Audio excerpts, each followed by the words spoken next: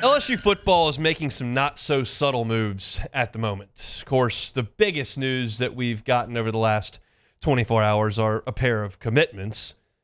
Got Brown and Lafayette yesterday, and we talked about that on yesterday's show. But kind of behind the scenes, if you're not paying close attention, you're seeing LSU's player personnel department completely overhauled.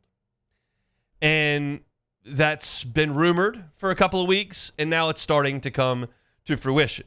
Yesterday, we saw the hiring, I guess rehiring is probably the right way to put it, of Jeff Martin. Jeff Martin is an LSU alum. He started here just after 2000 when Nick Saban was the head coach at LSU. He was a grad assistant. He worked with Les Miles. He worked with Ed Ogeron and was here when Brian Kelly got here.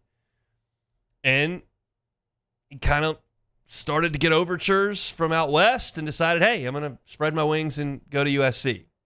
Ultimately, LSU decided that's a guy we need to bring back into the fold, and they hired Jeff Martin yesterday as executive director of player personnel. He's from New Orleans. He went to LSU. He's got 3 degrees from LSU. He's worked at LSU for nearly 20 years, and his deal is evaluation, recruiting, and roster management, and he's coming in to help Austin Thomas with that. And then, today, you got the news that Sam Petito, who's an Amite native, is coming from Ohio State to join LSU's roster management department. Sam Petito has worked in the state of Louisiana, coached 3 high school football teams in the state of Louisiana. He went and worked on Nick Saban's staff for almost a decade, and he's been with Ryan Day for a couple of years in Ohio State. And these 2 guys have been hired by LSU to work essentially for Austin Thomas, who's a general manager. Football departments in 2025 don't look anything like they did in 2015 because college football in 2025 doesn't look anything like what it looked like in 2015. You've got to recruit the entire country from the high school perspective and the college perspective. You have to overturn numbers at a rate that was 4x of what it was 10 years ago because of all the transfers you lose and all the transfers you've got to bring in addition to your signing class. So instead of bringing in 25 players every year, you're bringing in 35 or 40 every year. And you need a group on hand to manage that 365 days a year. And Brian Kelly realized that. And I don't know this to be true for sure, but it sure looks like it from the outside. It looks to me like he's tapped Austin Thomas, the general manager of the football program, on the shoulder and said, go put this together. Because I can't recall an offseason without a coaching change at the top that included so much change in the administration of the football program. I cannot recall that. It is a complete 180 what they're doing over there in Baton Rouge. And let me just point this out. I cannot imagine that this is a coincidence. Brian Kelly's first staff included Kerry Cooks, Robert Steeples, Matt House, Jamar Cain, Brian Polian, guys that he brought in with no ties to the state of Louisiana, essentially. Look at the staff he's got now. I just mentioned Jeff Martin and Sam Petito, who have been brought in on the roster management side, on the GM side. They have deep, deep, deep roots in Louisiana. Petito's from Amite. Jeff Martin's from New Orleans. And then you look at the coaching staff. Joe Sloan worked at Tech before coming to LSU. Cortez Hankton is from New Orleans. Brad Davis is from Baton Rouge. Frank Wilson is New Orleans. Blake Baker's spent time in Louisiana, and his wife's from here. Corey Raymond went to LSU from New Iberia. Kyle Williams went to LSU. Deep ties in North Louisiana in Ruston. Jake Olson isn't from Louisiana. He spent 10 years in Louisiana before getting the job at LSU. He worked at Northwestern State. He worked at ULM. He worked at Nichols. That cannot be a coincidence. It can't be. You have got a staff and a personnel department that is entrenched in this state. And if you haven't noticed, Louisiana is a freaking football machine.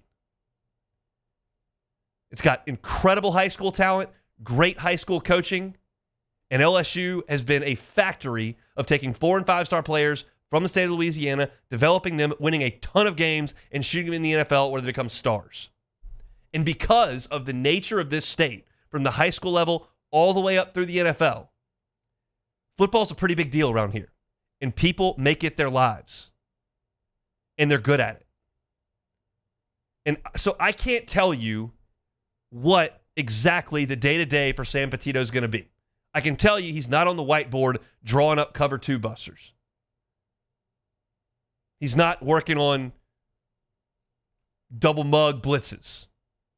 He's worried about the people in this state, the relationships in this state, and getting players from this state to put on purple and gold. Because when he was at Alabama, he got players from this state to go wear crimson. And Brian Kelly, say what you will about him. You may love him. You may not like him. You may think he's a great coach. You may think he's a bad fit. You may think he's going to win a national championship. You may think he's going to fall flat and get fired. I don't care what part of that spectrum you fall on. The fact of the matter is that when he sees an issue in his program, he is not afraid to change it. Did not retain Corey Raymond as defensive backs coach? Fixed it. Hired Brian Polian to run this whole operation? Didn't like the way it looked? Fixed it. Defense completely fell apart in 2023? Cut bait. Fixed it. He hasn't reached the pinnacle where he's trying to get to at LSU. There's no question about that. 8-4, 9-3, not going to cut it. But you can't say he's afraid to adapt. He's stubborn. He won't change. You can't say that because he's consistently adapting this program to try to get better. And you got to give him credit for that. Ultimately, that doesn't matter unless you get to the finish line. But you cannot sit here and say, well, this is just a guy who's from the Northeast, who spent his whole head coaching career in the Midwest, doesn't fit in down here, and won't change. You can't say that about Brian Kelly. He's doing everything he possibly can to get this thing to run. And I think at some point, it may have been the 3rd day he was here, it may have been the 2nd year he was here. At some point, he looked around and went, you know what? This state is pretty special from a football perspective. I need to sink my teeth into that and go get it done. And I don't know if Scott Woodward told him that. I don't know if Frank Wilson, who he very smartly brought in immediately when he got here, told him that. I don't know if he just figured it out by being here and putting his feet on the ground. But I refuse to believe that I can run through 1, 2, 3, 4, 5, 6, 7, 8 of his on-field coaching staff that have deep, deep ties to Louisiana, and then the 2 guys he just brought in the last 24 hours to help run things with Austin Thomas, who worked at LSU before he got here. I cannot think it's a coincidence that many people have that deep of ties to this state. It doesn't guarantee you any wins or losses. But I can tell you this. I've been here long enough. You've listened long enough. You've certainly watched long enough. I don't care how old you are. If you're 17 listening or if you're 71 listening. If you've spent any time around here, you know how good you can be in Tiger Stadium on a Saturday night in the fall if you surround yourself with a lot of dudes who grew up in this state. And I know that Nick Saban kept Sam Petito around for 8 years in Tuscaloosa, and that's about all I need to know. If you can stay on that man's staff and in that man's good graces that long, you're doing something right because he doesn't allow for anything less than that. So, again, I don't know what the day-to-day is for Sam Petito. Not a clue. Don't know how impactful he was in getting Devontae Smith to go to Alabama. Maybe he was the whole thing. Maybe he was none. But I know that Nick Saban valued him enough to keep him around for a long time. That's good enough for me. Jeff Martin, I can't speak to day-to-day. I don't know. But I know that Nick Saban kept him around, and Les Miles kept him around, and Ed Ogeron kept him around. And if you can keep everybody happy that long, you're doing something right.